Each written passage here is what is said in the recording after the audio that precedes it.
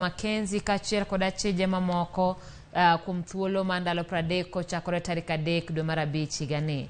Jang'ad bura Yusuf Shikanda okoni achijego ibiro geng'negi e tesende mopogore opogore mag obila mar chiwo ne obila thuolo madhi nyime kod timo nonro margi. Okoni kaluwore gi chenro madhi nyime mag manyo ringre dhano e bungu ma Shakahola, luoro nitiere ni kowegi thuolo to ginyalo rocho chenro mag nonro ma bende dhi nyime sani.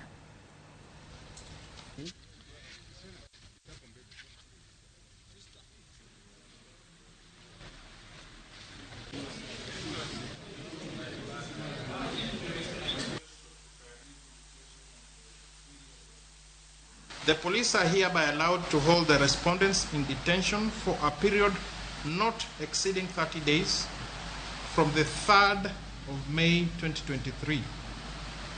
C. The respondents shall be detained at the various police stations as proposed by the state for the period aforesaid. D. The respondents, while in custody, shall at all times be treated in a humane manner and with respect for their inherent human dignity. E. During the time of detention, the respondents shall be granted reasonable access to their advocates and family or any other person whose assistance will be necessary.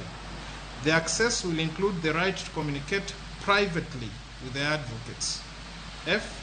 The respondents shall have the right to communicate whether by telephone or other means with any person of their choice, and the persons in charge of the facilities at which the respondents are held shall facilitate the communication.